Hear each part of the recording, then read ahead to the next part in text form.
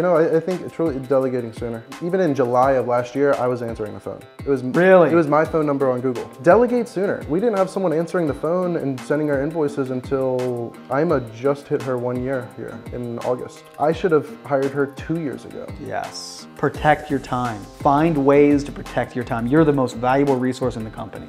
In life, time is the only non-renewable resource. Blow money, waste money, lose money, you will get your money back, but your time, we'll never get that back. Yeah. Welcome back to another episode of the Cost of Doing Business podcast. We've now officially named it, and we know what to say when we start this thing off. But anyway, my name's Weston Zimmerman. I'm the host of this show and co-founder of SynkedUP, which is an app that helps people do job costing, estimating, and all that stuff. And today I'm hanging out with Sean. Yes, sir. From Bartz Landscaping here in Frederick, Maryland. So we had a great breakfast this morning, got to know each other, got to meet the team. Yep.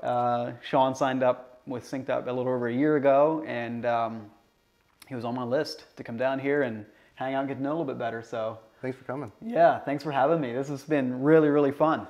Excellent, man. Welcome to Frederick. You're in our town now. Yeah. Like I said this morning, I've driven through Frederick, I don't know, hundreds of times probably. Yeah. But I've never really stopped. So It's good to be here.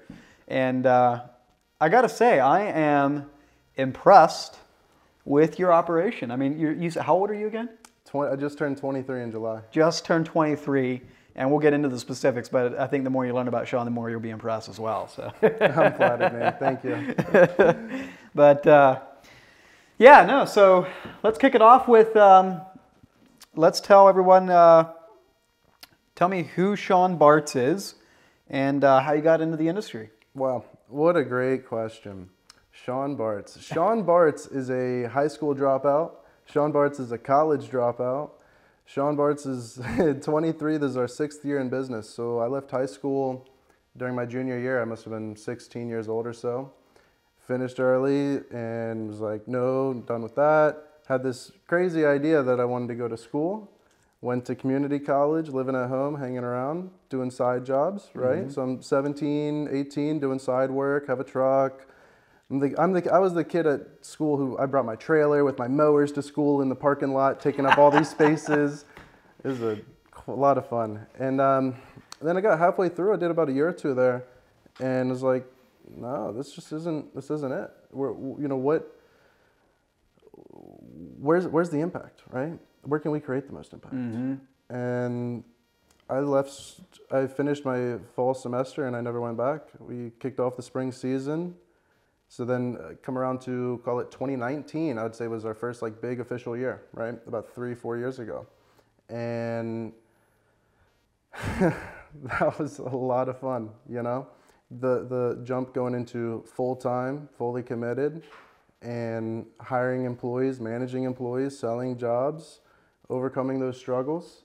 I mean, all the struggles that a lot of you guys have, a lot of, I've gone through it, Weston's gone through it. Mm-hmm. I think we can all relate. You know? It's not easy. Yeah. It's not easy, but fast forward to today, here we are. We have 11 staff in the field. We have 6 in the office. Wow. And it's just incredible. It's pretty incredible. Wow. That is, first of all, that's, okay, tell me this. What is your, if you're comfortable anyway, what's your revenue at today? 6 years in. Right. So year to date, right now, we're at, was it 2.3 million? I just looked it up and I just forgot it. Yeah, I think that's what you said. Yeah. 2.3 million, and we're at 15% net profit. What about last year? So this time last year, we were, at a pain point, truly. We had just started using SynkedUP, and we're like, thank goodness. But this time last year, we were at 1.1 with 8% profit. That is incredible. So, double the revenue, double the profit, and that is an absolutely incredible growth curve, man. Congratulations. Thank you. Yeah, and I'm fishing for the truth here, I'm not looking for you to tell me, oh, it's synced up, but legit, what do you attribute that double the revenue, double the profit to in such a short time, in one season? People, People. all day long, 100%. And now this is this this is where SynkedUP comes into play, because so before SynkedUP, it was we're typing up a proposal on a Word document. Yeah, we have like little templates, things in that, but it's, you know, typing it up and you're doing your math on paper, right? And you're like, okay, your hours or your square footage and your materials. So that you have to have an extremely, you got to be well versed in the industry to be able to do that. And There's got to be a lot of knowledge in your head. Correct. Yeah. Precisely. SynkedUP allowed me to duplicate that process with people, and that's it. I mean, it's really people, duplication, training, but people. You can't build a business by yourself. Exactly. You just can't. Yeah. And you're not going to. Yeah. I mean, there's plenty of people that try, but and maybe experience a level of success, sure, but you're basically gonna own a job. You're never gonna own a business. Yes, and I'll tell you, last summer, I mean, it was a rough time of my life, because that's how I was. That's how I felt. I owned a job. I was the prisoner and the warden, right? And we're at a pain point. Yeah, we're, you know, touching $1 million, getting up there, but I mean, it was like everything on me. Yeah. I was the prisoner and the warden. And so by bringing in people, that's what changed everything. And giving them a process that is easily learnable. Yeah. Without that, it wouldn't have happened. Yeah. And something I want to pull out of what you just said is like, okay, so people, right? How do you take what's in your head as kind of the founder and starting something and duplicate it into other people? The answer to that is systems and processes. Yes. Without systems and processes, you will never succeed at growing your team to a point where it's a business that can operate on its own without you there, without every decision on you. Boom. You know, and systems and processes, like, they're not easy. Like, they take hard, disciplined work, and then you got to discipline yourself to stick to them and not break the rules. And it, you get it. Yeah. Yes. Exactly right. I mean, it's yeah, discipline. Because you know, especially like being the owner, you're like, oh, I don't want to follow my own rule. You know, you're an entrepreneur. Right. Rules are meant to be broken. And it takes discipline. You really hit the nail on the head there. You got to make your rules, follow your own rules. And that is, I mean, to be candid, can we all say it's boring work, right? Making systems and processes. That's not fun. You know, you're not out there looking at the cool job site when you're doing that, but that's where the growth is. Yeah. I think that's a real gold nugget there, because as an entrepreneur and a founder, you had a vision, it was fun, you were hustling, and you get your rise out of like standing back and watching your clients see their patio for the first time. You know, that's where the passion comes from you, right? Yeah. And then it's like, well, hey, I want to make my living out of this, so I'm going to make a business out of it, and I need people to help me. And then, like you said, it's the boring work. And that's what so many people as operators or technicians or founders that it's what you don't anticipate when you got started. Right. And there's two groups of people. There are two groups of founders. There's the founders that recognize that and are like, okay, do exactly what you just did. And it leads to, with building the systems and processes and the people, and it leads to, well, I mean, results speak for themselves. Double the revenue, double the profit. That is incredible.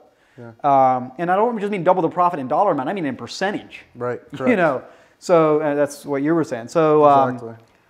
The other camp will fight and resist self-limiting beliefs and stay stuck in that I'm the only one that knows, and why can't people don't know how to work anymore, and if I ain't doing it, it's not done right. And like, if you stay in that world, like, first of all, you'll never grow, you'll never realize your fullest potential, and you'll be the most miserable one of them all. Absolutely right. You know, absolutely right. You know, you got to delegate. You got to let go. I don't know if you guys are in the Northeast or here on the East Coast. The trees are about to remind us how beautiful it is to let go. You know, right? Yeah, you are your biggest enemy. 100%. Being the owner, like you got to get out of your own way.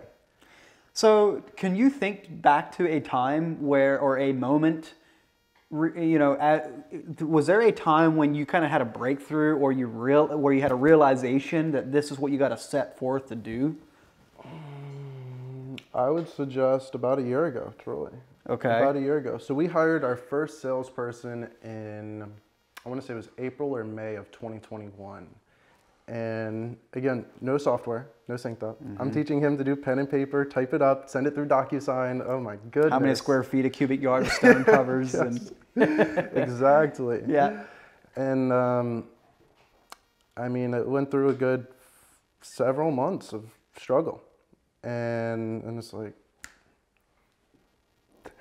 you gotta switch it up. Like, this isn't it. This isn't the right way. There's gotta be something else. And at the end of the day, you have to take responsibility for everything, right? It's all your fault. And that's another hard part of leadership.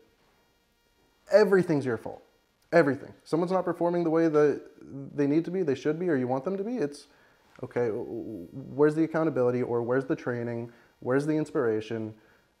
All of it. It's someone makes a mistake, it's not their fault. It's my fault.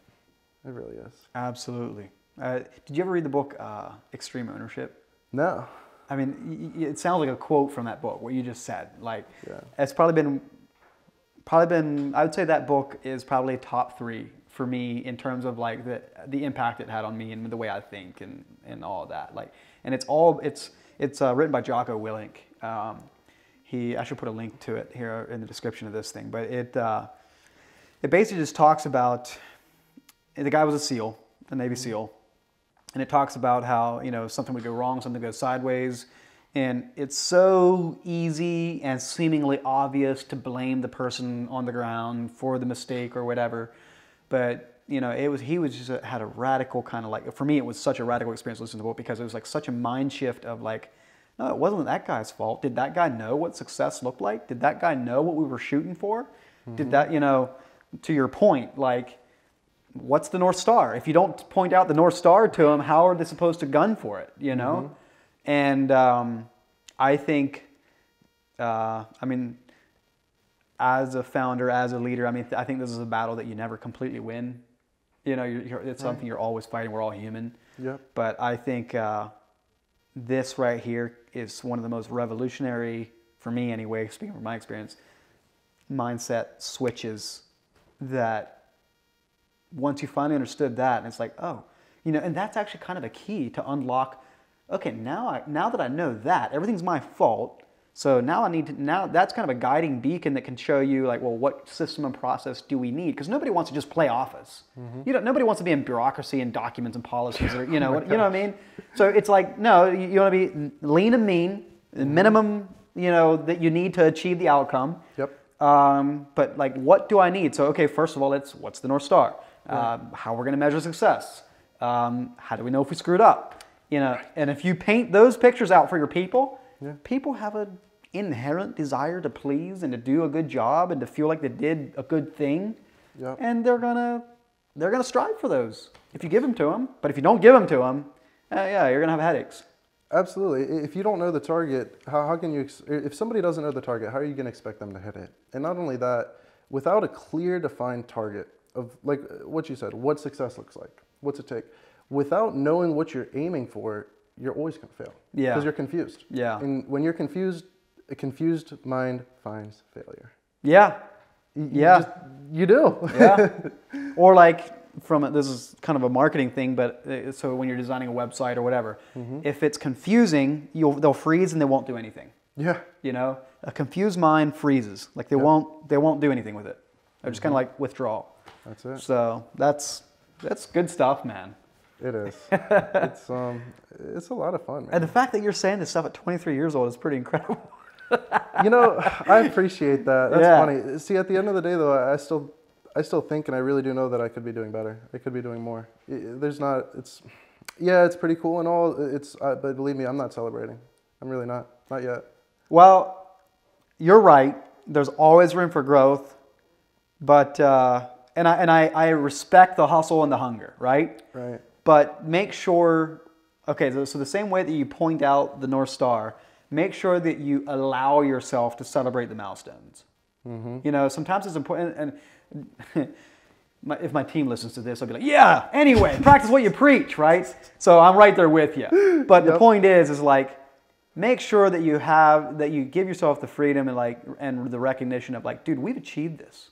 Last year this time, or a quarter ago, or last job, we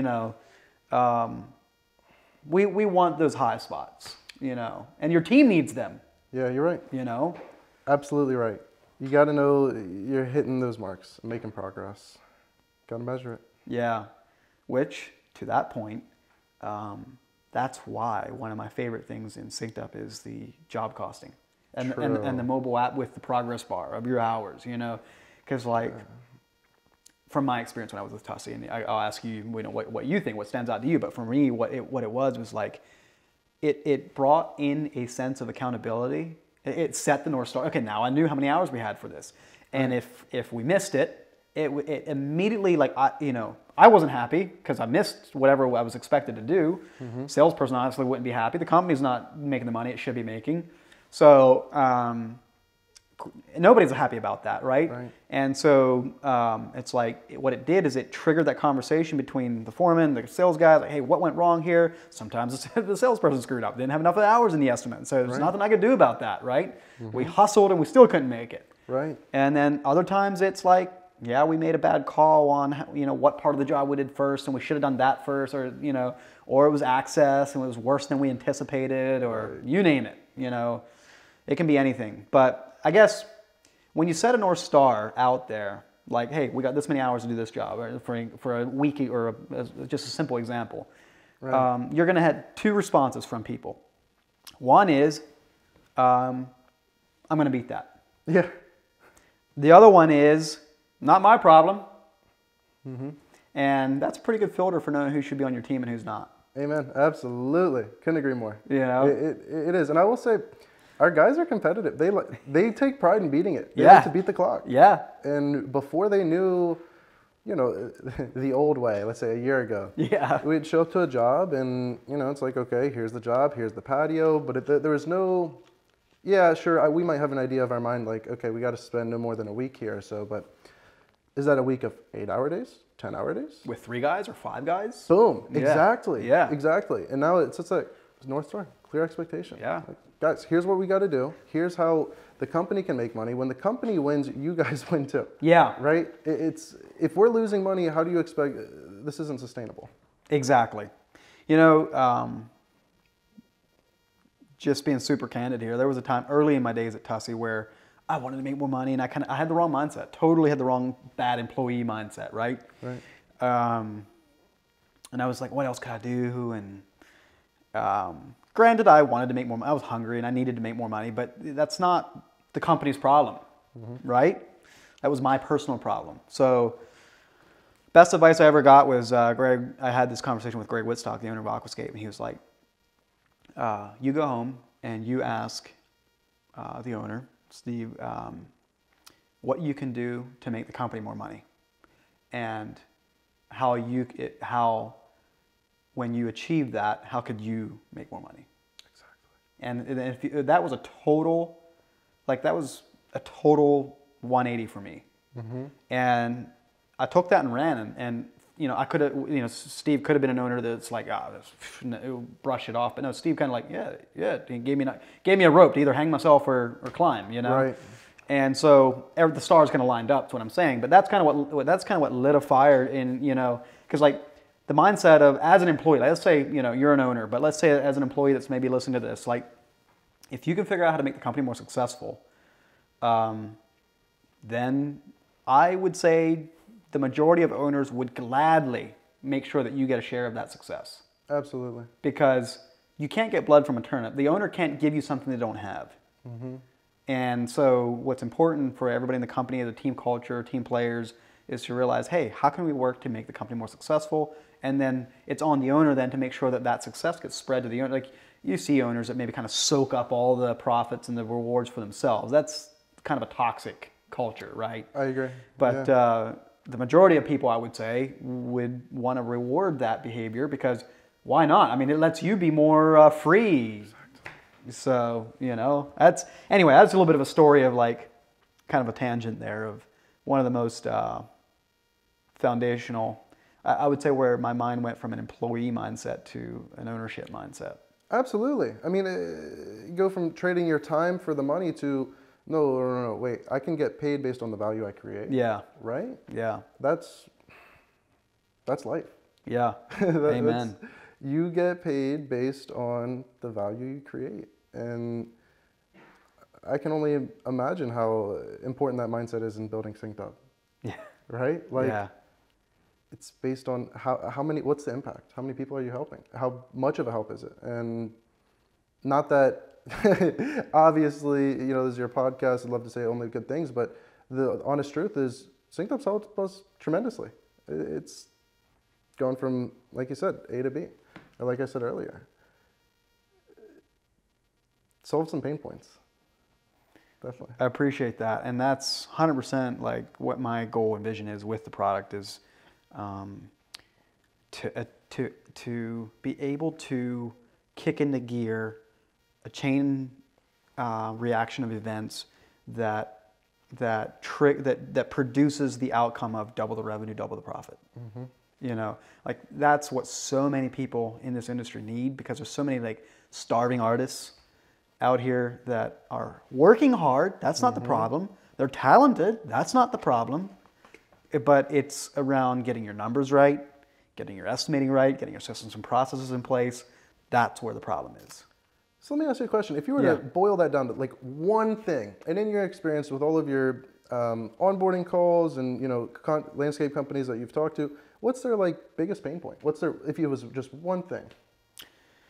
Well, most of the people that come into us are, I'm going to say, your typical $500,000 to maybe $1.5 million company that have got grown to a point where it's like unsustainable for the owner, right? Right. You know, like they're in the position you're in.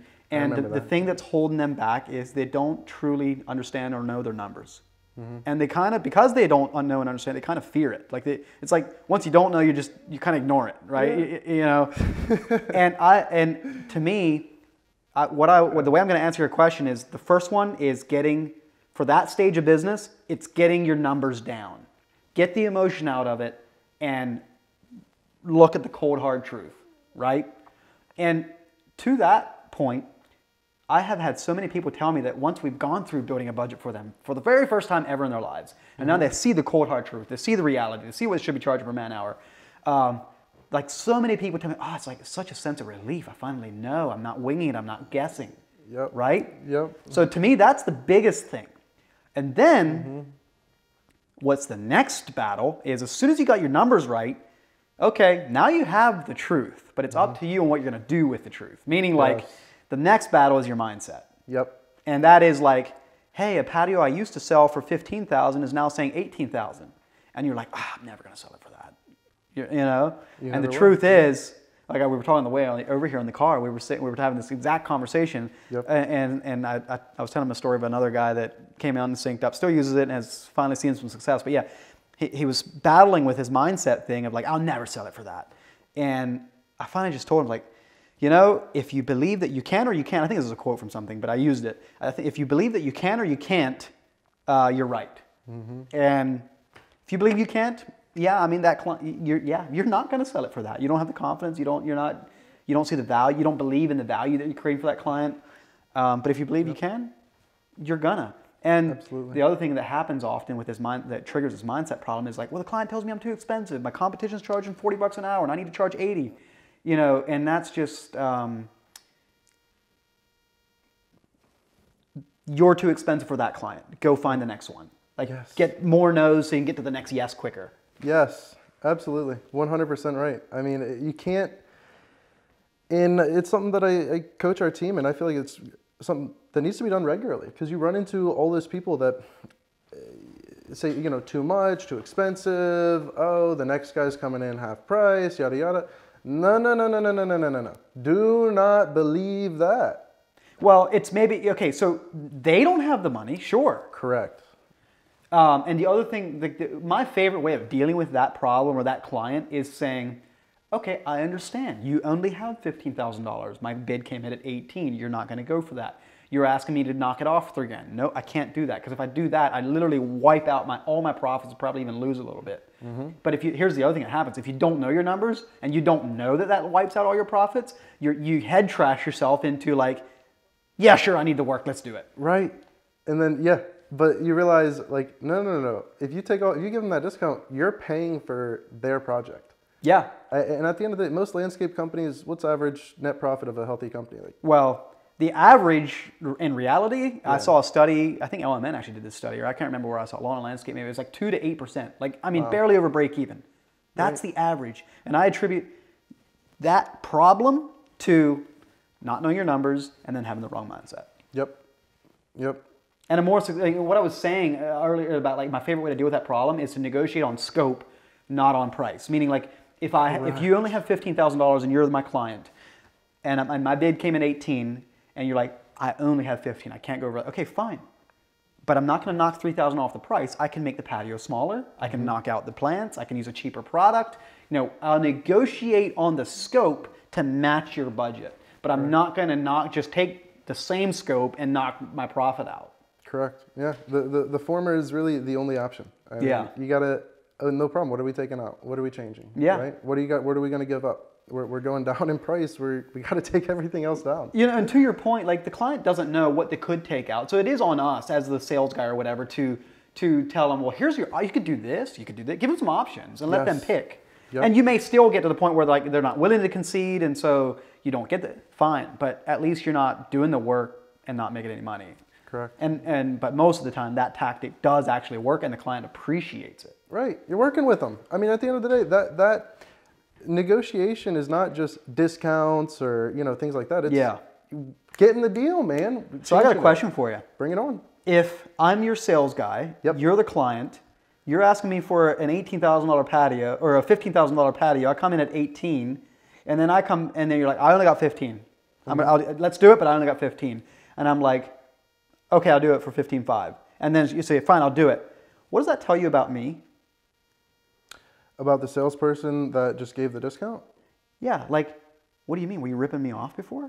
Oh, right, absolutely. I agree. I am anti-discounts. It shows that you were charging too much in the first place. Yeah. Like, no, we are firm on that. We are firm. We do not, it blows credibility and trust. It does. It's like, so you mean you actually can do it for less, and you were ripping me off this whole time, hoping I would go for it? Right. It's just the things we don't think about from our seats we sit in, Yep. It's every salesperson ever fights this battle, and you finally get to the point where you have confidence and you know what you sell, how to stay in your lane, and you can handle those no's and that rejection without feeling like something's wrong with you. Right. But that's a battle that we all fight. I'm telling you. Absolutely. Spot on. It's I mean, who likes dealing with no's, man? You gotta be a little weird if you like hearing no's. Come on now. But it's something that takes knowledge, the right information. Yeah. And confidence. And you can get through it. Well, let me pick your brain a little bit this way. When you were back in that season, making single digits net profit, before you kind of had hired the people and installed those systems and processes, like, do you recognize now any kind of like limiting beliefs or any kind of like, man, if I'd know then what I know now, I would go back 2 years ago and do X, or I would have changed this much sooner? It's a great question. And just so I understand it, basically, what, in reflection, what are some of those limiting beliefs I had and what would I do differently? Yeah. So a big one is letting go of the reins, because at that point, remember, I was, like you said, you're, the majority of your customers between $500,000 and $1.5 million. I was at about a little over $1 million a year, and I had built the business and I was doing everything. And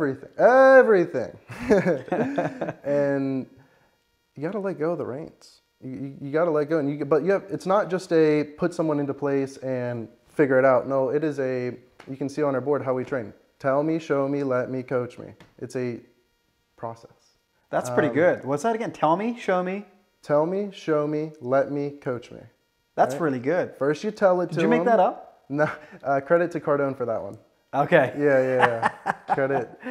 In fact, Grant Cardone. Woohoo! Yeah. We've invested a lot with them. Okay. They're fantastic. Like our sales team's all on. Actually, everyone in the office is on Cardone U, and wow, we go to their events, the boot camps. That's awesome. Gold. So you're investing into your people, obviously. Absolutely, it's huge. Yeah. If you don't, you'll get left behind. Yeah. Truly. And you're okay. So we're talking about mindset, whatever, right. from an owner's perspective, but like it's also equally important that you invest into the mindset of your people. Like not just invest them by giving them a cool tool, right? But also personal development, growth. Right. And so that's huge. And knowing what they want, right? Yeah. What their goals are. Yeah. If your employees aren't accomplishing their goals, why would they stay? Yeah. You're just another job that's a turnover company right there. Correct. Yeah. Correct. Biggest thing for me, I think, is belief. Just belief. Like you said earlier, to the degree you think you can or can't, then you will. Mm-hmm. You got to believe it and get out of your own way. So, so last year was $1 million, a little over $1 million. Yep. Last spring was the first time you hired a salesperson. Correct. Is there anything, if you could go back to that time when you hired that first salesperson, is there anything you would do differently if you would do it now, with what you know now? It's a great question. I want to give you the best answer I can, because truly that's the thing that I think took us to the next level. Is hiring that sales. Yeah. Mm-hmm. Absolutely. Mm-hmm. Absolutely. Well, then maybe, and I just kind of randomly picked the spot and time from your journey, right? Yeah. You pick whichever spot. Maybe there was something that maybe a year before that I wish I'd have done something differently. Pick the spot in your journey you want. But like what I'd like to understand is like, because obviously we grow and develop and we understand things better. And like, oh man, if I could go back and do that, I would do this differently. And often those are such revelations for other people in their journeys listening. And that's what I'm trying to understand is like, what are some things that? I think truly delegating sooner. Okay. If I were to go back, I mean, even in July of last year, I was answering the phone. It was my phone number on Google. Yeah. Really? It was me, the owner, answering the phone. I was. This is how hard I am. Like I said, get out of your own way. I was setting up appointments for our sales guy. Like, wow. Me, the owner of, I'm the owner of $1 million company. Who cares? But yeah, man, delegate sooner. We didn't have someone answering the phone and sending our invoices until I think Ima just hit her 1 year here in August. That's impressive. I should have hired her 2 years ago. Yes. And she should have been booking my appointments, sending invoices, and protect your time. Find ways to protect your time. You're the most valuable resource in the company. The Queen Bee, yeah. Absolutely. Well, let's go King Bee. You go a little more masculine here, but and at the end of the day, that in life, time is the only non-renewable resource. You can blow money, waste money, lose money. You will get your money back, but your time, dude, we're all gonna die. Yeah. We'll never get that back. Yeah. So something needs to be cherished. That is exactly what I was fishing for. It's just like, and that is like, if there's one thing that if you're in that, listening to this and you're in that place, finding a way to get someone else to answer the phone, book your appointments, make sure the invoices are going out to your customers. You can teach, it's not expensive high-end jobs to be able to teach that and put someone in a job and the money, let's say you spend, I don't know, maybe it's a part-time thing and it's only 20, 30 grand a year. Maybe it's full-time, it's 40, 50 grand, whatever. Right. You will get that back multiple times over because of the time you've freed up on yourself that you can go do more high-value activities. Yep, absolutely. Absolutely. And truly, something came into mind that I'd really like to add in is fear, right? So I think a big reason that I didn't hire people sooner and didn't delegate sooner was fear. Mm-hmm. One thing I've learned is fear, if you're getting fear of something, it's a good indicator that it's one of a couple of things. A, really important, and B, a sign that it's something that you should do. If you're scared to hire your first salesperson, scared to hire your first secretary or office person, whatever title you want to give them, chances are you need to do it. There's a guy, Dan Pena online, they call him the $1 billion man. He says, fear is false expectations appearing real. But fear is a sign that you need to do it. And again, going back to getting out of my own way and looking at things logically, take the emotion out of it. Mm-hmm. Yeah, it's your first time. You might do a bad job, but think about it logically. You will have learned from that experience and you'll do it better the next time. Mm-hmm. Overcome the fear, get out of your own way, value the time, respect the time, and learn to multiply it. That is really good. You multiply your time with people. You know, that made me think of something else. Like when you do hire that person, you know what it does?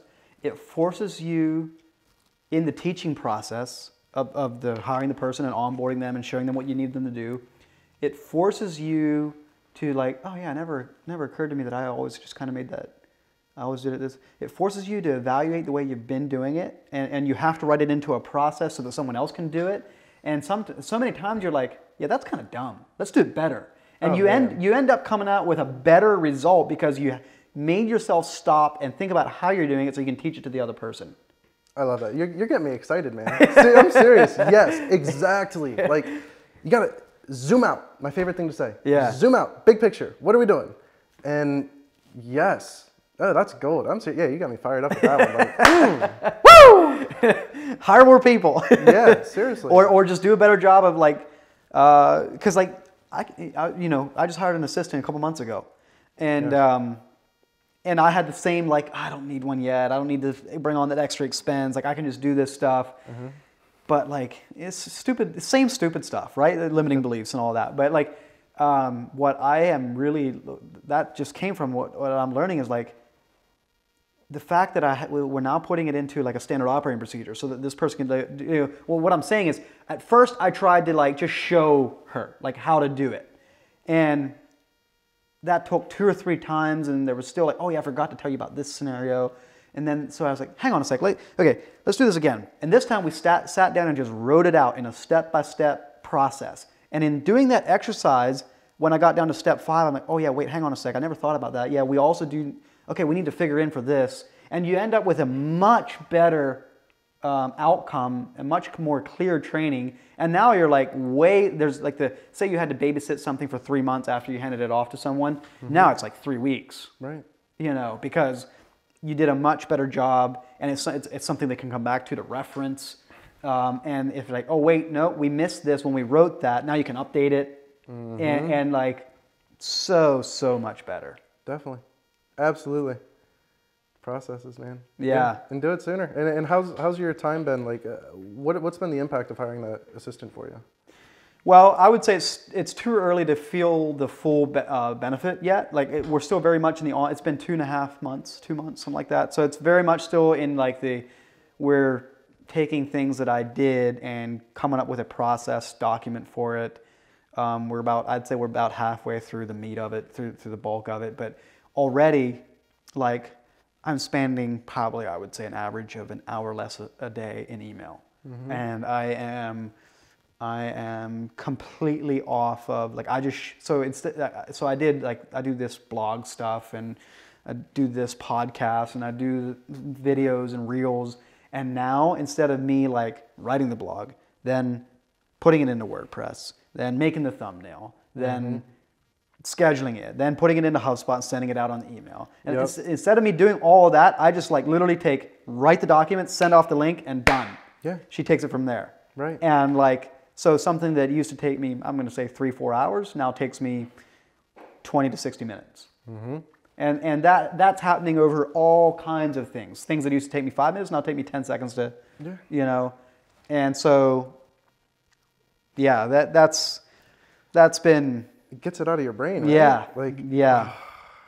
And the cool thing is, once you have it in process, it's like eventually she'll come too busy, and we're like, hey, we now need an event coordinator. Mm-hmm. Well, guess what? You already have all those documents. It's just like, now instead of these documents belonging to you, they belong to you. You know, and so yeah, it's trainable. I'm not gonna say I'm perfect at it. I'm just saying, like, it's a current active growing process happening right now. Understood. It's that's important. Yeah. Man, this has been a great conversation, man. Yeah, dude, I've been enjoying it. Appreciate you coming to our office. So, yeah. I said, this is our spot here. We've been here just so we closed on the property. Oh, can I tell you a funny story? Yeah. All right, so come July of last year, so July of 2021, we started renting. I knew a guy, knows a guy, knows a guy. Started subleasing a couple little cubicles, right? And that put us in a position to hire our admin, bring in our sales guy. So we were all together, have an office. Anyways, they said that we knew the lease was going to run out by the end of the year, and it could have been sooner because they wanted, long story. Anyways, we got a notice like, hey, you have 7 days to get out, right? 7 days? Yeah, like we have everything in this office, right? They're like, yeah, you have a week, we're getting out of here early, like you got to go. And at that time, this property had just came on the market, if I'm not mistaken. We put an offer on it, went under contract, and then after the contract was accepted, thank goodness for the owner was a former landscaper as well, the person we bought this place from. So he understood pain, I guess. Anyways, we negotiated early occupancy. And so it was like literally, we went from, okay, we have a week and we don't know where we're going to we're under contract for this beautiful nursery with everything we need and we can get in here early. And that was just so happy we pulled that off. That's amazing. It's clever. And yeah. When I walked in here, I figured like you had renovated all this stuff. Like it's beautiful. And like it was this way when you got it. Pretty much, yeah. That's awesome. Did some nice little chalk work, right? Yeah, that is legit. I like that. But beyond that, no, super thankful for that. Super blessed. That is cool. So that's pretty much a story of just how entrepreneurship works, you know. Yeah, challenge. No idea what you're gonna do. Solution. That's it. You gotta problem solve. Yeah. Sometimes you gotta fight fires. Yeah. Deal with stuff. Let me ask a couple questions so people get a little more of an idea of what your company looks like now. So what is your ideal project? Like what's your average bread and butter? Like this is what we do. This is what we do the most of. This is what we love to do. I'd say outdoor living areas between 20 to 40,000. Okay. Yep. Like that kind of 1 week in and out. Yep. Maybe it's a week and a half, but yep. I'll tell you, those are I love them because the crew's parked there for a whole week. You're making decent money on it. I think good money on it. We're all happy, and it's you're decking out someone's backyard. Yeah, and the customers love it. You're working for kind of the upper middle class. I'm assuming in that price range. I'd say our average customer household income is probably like $200 to $300. Okay, so it's definitely upper middle class. I mean, we're less than an hour from the capital, Washington, D.C. That definitely helps. Like where we're from in Pennsylvania, like we have very little of that. Right. Yeah. So we got density and we have D.C. money. Yeah, that really helps. So basically what we're saying is you're just at the beginning. You're at 2 million and you're just at the beginning, like what you can do in this area. Absolutely. Yeah. I mean, I'm sure you know, do you know any of the big names down here? Like McHale's down here. The one company that turned into Brightview was started down here. Was it Brickman? Oh, yeah. They're out of 20, 30 minutes away from this location. Unreal. Yeah. Wow. Classic. I mean, they're like big names. There's a lot of opportunity here. Yeah. In fact, if you guys are happy in your market, come on down to DC. Yeah. There you go. Invite you in. There's plenty to go around. Yeah. It really is. So, $20,000 to $40,000 projects, and you have 11 field staff. Like, are they split up into 2 crews or 3 crews, or how does that look? 4 crews. So 4 crews. 3 crews of 3 and 1 crew of 2. Okay. I like those 2 to 3 man crews. I think that they are the most efficient. Yes. It's just awesome. Like I'm not a fan of the 5 to 6 man crew, not unless you have a huge job site where you can split up in 2 groups of 2 or 3. Exactly. You know. You have 5, 6 guys working on the same thing. No, you're just efficiency is. Yeah. Exactly. Rather have a skid loader and an excavator and 2 guys. Yep. That's like the perfect. You will get the max efficiency right there. Yeah, I agree. So real quick, we'll wrap it up with a couple quick, hard and fast questions. Like, there's a lot of people in, I would just say North America, that are in that $1 million space. Some have just got there. Some have been there for years. Mm-hmm. What would you say, looking back at your experience, what would you say that they should? Okay, so you know what we do with SynkedUP. Like, what would you say that they should consider SynkedUP for? What should they view SynkedUP as?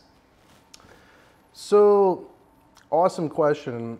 And let me add some clarity. So what we look at SynkedUP as is it's our estimating and operating software. Okay. Right? Without it, yeah, it's our estimating and operating. So it's huge to ensure that you are profitable on your projects. And if you're not profitable, what's the point? Dude, go get a job. You're working for free, and it's not easy. I'm sure all you owners know. Yeah. It's estimating and operating, and that's huge. And really, it's something that you can plug other people in easily. Yeah. Right? So, devil's advocate, but it's $400 a month or whatever it is. Like, that's ridiculous. Dude, if you're trying to build a business, how are you going to get to $1 million? How are you going to grow your business to $10 million worrying about spending $400 or $500 a month, dude? You should be trying to spend your money. I'm serious. How do you, that's part of the mindset thing. Yeah. How are you going to get to 10 million, to 5 million, get to over $1 million if you're worried about $400 or $500 a month? Dude, we spend, oh my gosh, a lot of money on software, training, development. I mean, if you're in Grant Cardone, you know, that's... We've spent hundreds of thousands with Grant Cardone. Yeah. Hundreds. It's, spend your money, man. Again, the money you will get back. You'll get it back. See, that's the thing. It's not, I think people kind of get wrapped up like, well, I'm spending my profit or I'm spending my fun money. No. As opposed to like, dude, if I spend $400 or $500 a month here, I can probably turn that into $4 or $5 grand a month in return. Right. If not, I mean, some best case scenarios of SynkedUP users I've talked to is more like, I can go from making barely any profit to making 6 figures in net profit cash a year. Right. So that's like a 20x return. And if you went to some stock trader and said, hey, I have a stock with a 20x return. Yeah. You know, what are you looking, like what else would you know, that's like, there's no better place to put your money. Spot on. I mean, what the people that aren't using, what are they using for their? Well, spreadsheets, paper, or other systems. You know, there's LMN, there's Service Autopilot, there's Single, you know, there's all these other systems out there, and they all do good in their own way. They do. But the main thing that we're after is like get that know your numbers thing and get that right. And I feel like so many other softwares are like operational and kind of like expect you to figure out your numbers on your own on the side. And we want to make sure that, hang on a sec, we're going to take responsibility. We're going to make sure that you are set up correctly.